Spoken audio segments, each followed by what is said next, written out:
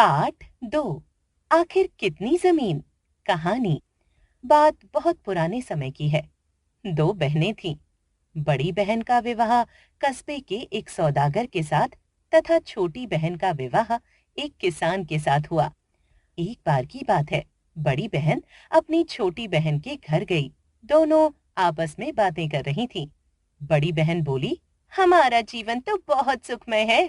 हम लोग शहर में आराम से रहते हैं, अच्छा खाते हैं, अच्छा पहनते हैं, सैर सपाटे, तमाशे, थिएटर में हमारा समय बीतता है। छोटी बहन को अपनी बड़ी बहन की बातें बिल्कुल अच्छी नहीं लगी। वह बोली, तुम लोग केवल सजी धजी रहती हो। आमदनी अधिक है, लेकिन एक दिन सब हवा हो जाए तो? जी, हम लोग तो सीधा सादा जीवन व्यतीत करते हैं, हमें किसी प्रकार की चिंता नहीं रहती। बड़ी बहन ताना मारते हुए बोली, तुमने जीवन के सुख और आनंद को भोगा ही कहाँ है? तुम्हारी जिंदगी भी कोई जिंदगी है?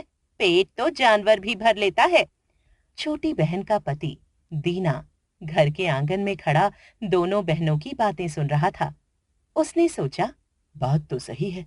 बचपन से धरती माँ की सेवा में जुटे रहे, कभी किसी चीज की परवाह नहीं की। बस मुश्किल तो यह है कि हमारे पास जमीन काफी नहीं। बार बार हमारा बैल जमींदार के चरागाह में पहुंच जाता है और उससे जुर्माना भरना पड़ता है। अगर हमारे पास भी थोड़ी और जमीन होती तो कितना अच्छा होता। तभी जमींदार की जमीन बिकने लगी। दीना ने 40 एकड़ जमीन का एक टुकड़ा पसंद किया। उसमें कुछ पेड़ भी लगे हुए थे। उसने नकद देकर सौदा तय कर लिया और शहर जाकर कागजों की लिखा पढ़ी भी करा ली। अब दीना बड़ी जमीन का मालिक था। वह जमीन पर फसलें उगाता, फलों के पेड़ लगाता।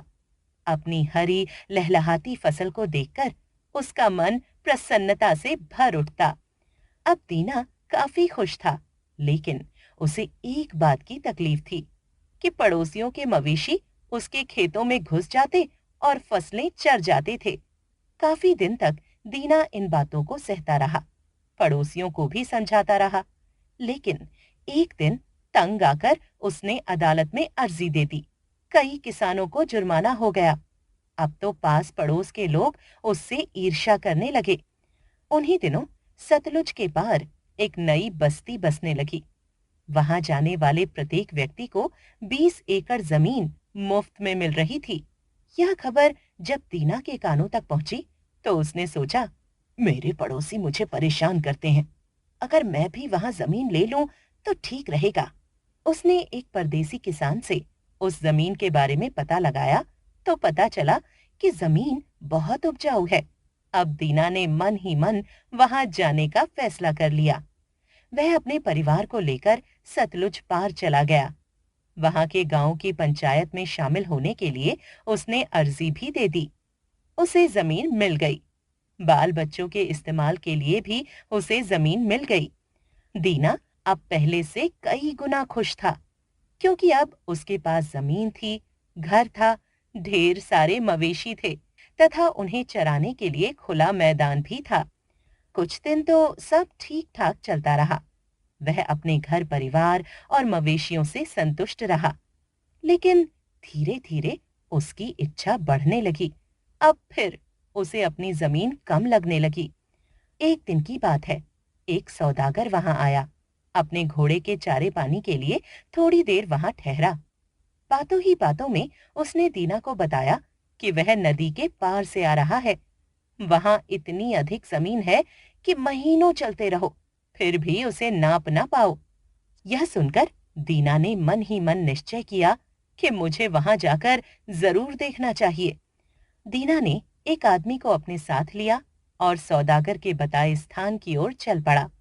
रास्ते में उसने खाने पीने का सामान, उपहार और मिठाई भी खरीदी।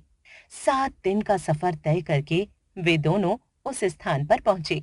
दीना ने देखा कि सौदागर ने ठीक बताया था। वहां कोल लोगों की बस्ती थी। दरिया के पास जमीन ही जमीन थी। सारी जमीन खाली पड़ी हुई थी। जमीन काफी अच्छी दिखाई दे रही थी। कोल लोग उस जमीन का प्रयोग नहीं करते थे, केवल मवेशी पालते और शिकार करते थे। दीना को देखकर कोल लोग अपने तंबुओं से बाहर निकल आए। सभी उत्सुकता से दीना की ओर देख रहे थे। एक दुभाषी की सहायता से दीना ने उन्हें समझाया कि वह जमीन के लिए वहां आया है। वे सब दीना की बातें सुनकर बहुत प्रसन्न हुए। वे दीना को अपने साथ डेरे पर ले गए और उसका खूब आदर सत्कार किया। कुछ देर बाद कोलों का सरदार दीना से मिलने के लिए आया। सभी लोग अपने सरदार के स्वागत के लिए चुपचाप खड़े हो गए। दीना ने समझ लिया कि यह कोलों का सरदार है। दीना ने तुरंत एक बढ़िया कपड़ा, चाय का डिब्बा और मिठाइयां सरदार को भेंट में दी। भेंट पाकर सरदार मन ही मन मुस्काया और बैठ गया। रात्रि में दीना के स्वागत में दावतें हुईं। बातों ही बातों में दीना ने सरदार से अपने आने का प्रयोजन बताया। उसने सरदार से कहा, मैं चाहता हूं कि जमीन के कागज भी पक्के बन जाएं।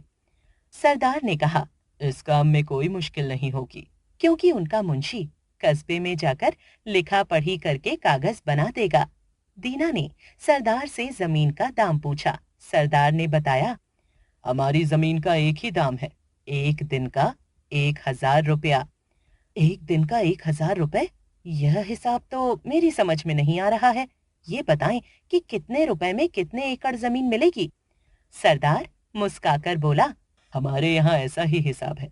दिन भर पैदल चलकर तुम जितनी जमीन नाप लोगे वह तुम्हारी होगी। कीमत केवल 1,000 रुपया। यह सुनकर दीना मन ही मन बहुत खुश हो गया। सरदार फिर बोला, हमारी हमारी केवल एक शर्त है। शर्त? कैसी शर्त? दीना ने हैरानी से पूछा। जिस जगह से तुम चलोगे, सूरज ढलने से पहले तुम्हें उसी जगह पर वापस लौटना होगा। यदि तुम सूरज ढलने से पहले वापस नहीं आ सकोगे तो तुम्हारे पैसे तुम्हें वापस नहीं किए जाएंगे। दीना ने कहा, मुझे शर्त मंजूर। रात में दीना बिस्तर पर लेटा तो उसे नींद नहीं आ रही थी।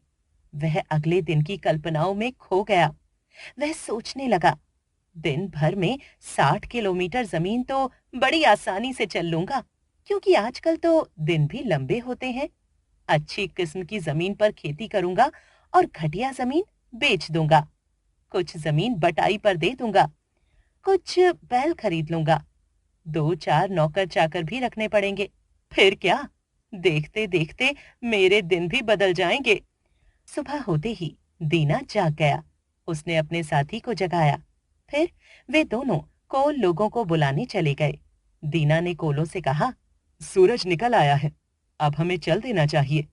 कोलों ने दीना को चाय पीने के लिए कहा, लेकिन देर ना हो जाए इस ख्याल से दीना ने चाय पीने से इनकार कर दिया। इतने में सरदार भी वहां आ पहुंचा। सब टेकड़ी ऊंची जमीन की ओर बढ़े।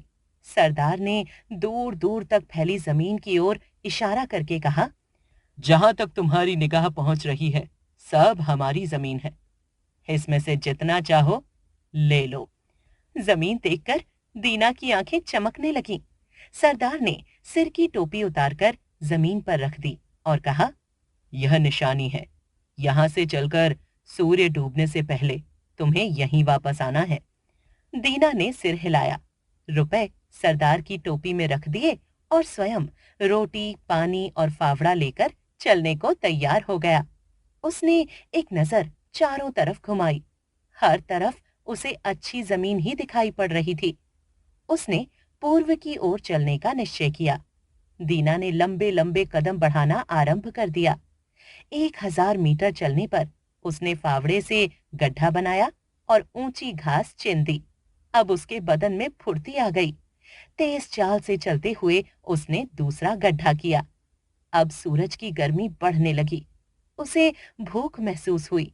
जल्दी जल्दी में कुछ खाया। वह फिर से उठ खड़ा हुआ और आगे बढ़ने लगा। 2-3 किलोमीटर आगे गया होगा कि सूरज नीचे होता दिखाई पड़ने लगा। दीना ने वापस लौटने का निश्चय किया। वह लंबे लंबे कदम बढ़ाकर लौटने लगा।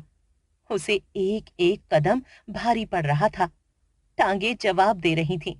उसके पैर जगह जगह छिल गए थे। उसका मन आराम करने को हो रहा था। उसने कमीज उतारकर फेंक दी।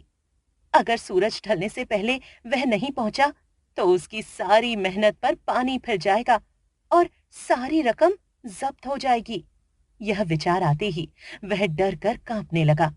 उसकी टांगें कांप रही थीं, छाती धड़क रही थी, आंखों के आगे अंधेरा छाने लगा। सूरज प्रतिक्षण ढलता जा रहा था। वह हिम्मत जुटाकर भागने लगा। उसे कोलों की आवाजें सुनाई दे रही थीं, जो कि जोर जोर से आवाज लगाकर बुला रहे थे। दीना सोच रहा था, अगर समय पर ना पहुंचा तो लोग हंसेंगे। सूरज धरती से लगा जा रहा था। अब डूबा तब डूबा। उसे जमीन पर रखी टोपी दिखाई पड़ने लगी। कोल और सरदार सभी उसे बुला रहे थे। तभी सूरज डूब गया। अंधेरा हो गया। ओह! सारी मेहनत बेकार हो गई। दीना के मुंह से चीख निकल गई। कोल अब भी उसे बुला रहे थे। दीना ने सोचा, कोल ऊंचाई पर खड़े हैं, उन्हें सूरज अब भी दिखाई दे रहा है। उसने पूरी ताकत लगाई, लंबा कदम बढ़ाकर टोपी छू ली और मुंह के बल जा गिरा। वाह, खूब रही, वाह, खूब रही, सरदार चिल्लाया। वाह, तुमने कितनी जमीन ले ली। दीना का साथी दौड़ कर आया। उसने दीना को उठाना चाहा, लेकिन दीना तो मर चुका था। कोल हंसने लगे।